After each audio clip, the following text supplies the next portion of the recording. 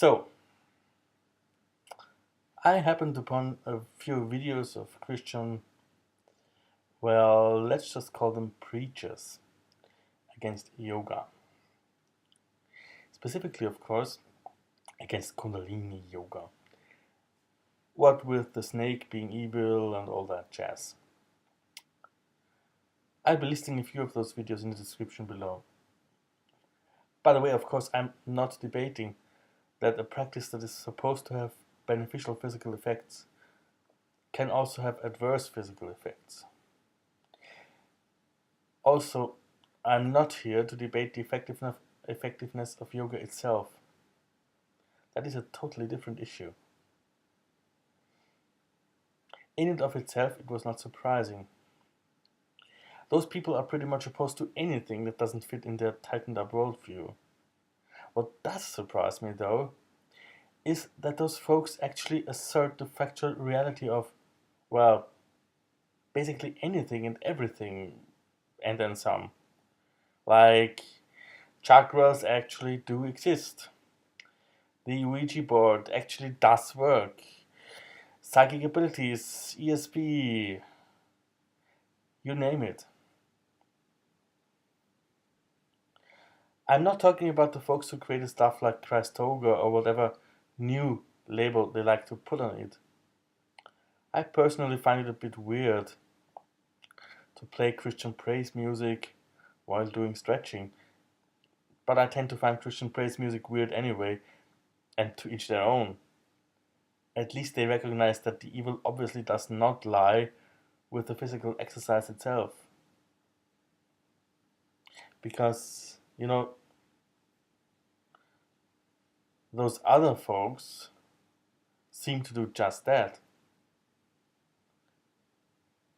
They affirm that the chakras are seated along your spine, only to then go along and declare yoga the work of the devil. They assert that the poses themselves have an effect beyond the stretching, that they will drag you away from Christianity, simply by merit of doing them.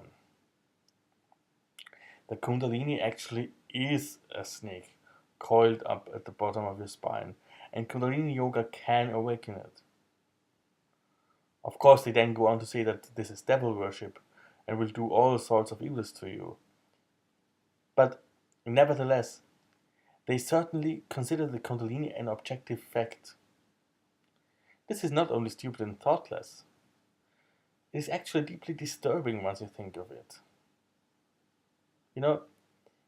This amounts to nothing less than pure magical thinking. Think of it. From the point of view of a literalist Christian, Hinduism is false. Plain and simple, false. Just as, say, Scientology is false, or, I don't know, Wicca.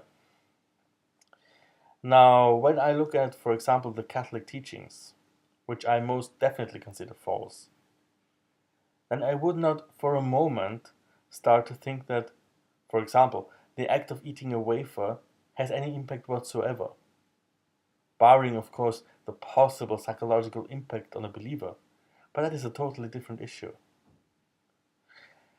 See, in my worldview, people give meaning to things. Doing so may or may not be a conscious act, but it's certainly not the things themselves that can push their inherent meaning upon people. So, how is it even possible to assert that A, Hinduism is false, but B, yoga will drag you away from Christianity and towards Hinduism simply by merit of the fact that that's where it originated? The logic seems to be the following. The poses are named after animals, which is true. They are originally intended as a prayer to a Hindu deity, which is somewhat true. Therefore, you will become a Hindu if you do yoga.